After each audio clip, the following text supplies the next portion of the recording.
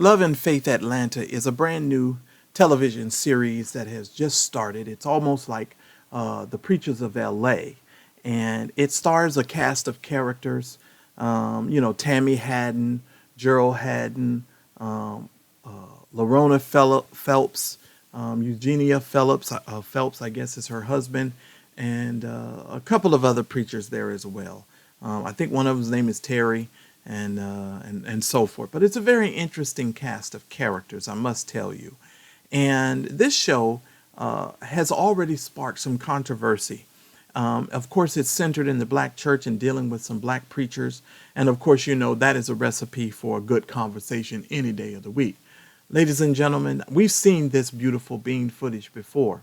They initially started off the whole show with, of course, not talking about, preachers and, people stealing money from the congregation and people living, false lifestyles. They literally started the show with hot button issues like male patriarchy, talking about whether or not you would baptize a same gender loving family's child, or whether or not you would ordain someone who is same gender loving and let them work in your church or ministry.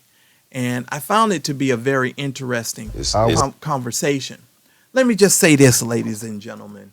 When it comes to these types of shows, they always end up going the way of so many others. They don't tend to make it very far because they tend to start a whole bunch of mess and intellectually don't know how to relate faith to culture.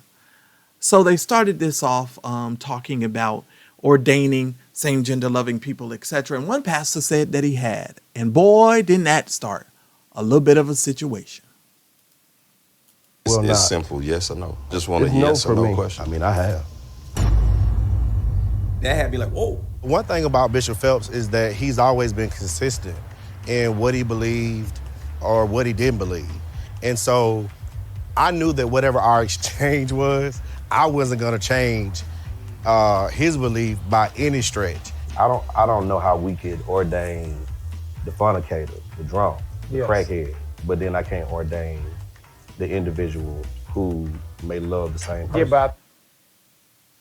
That, ladies and gentlemen, was how that conversation began to sound off. Now, of course, as I have said in the past, that these types of conversations have to be approached a certain type of way. And I think the premise of the conversations have to be, start from a place, a general place, and then we can kind of springboard from there. But let me know your thoughts. You tell me what you think.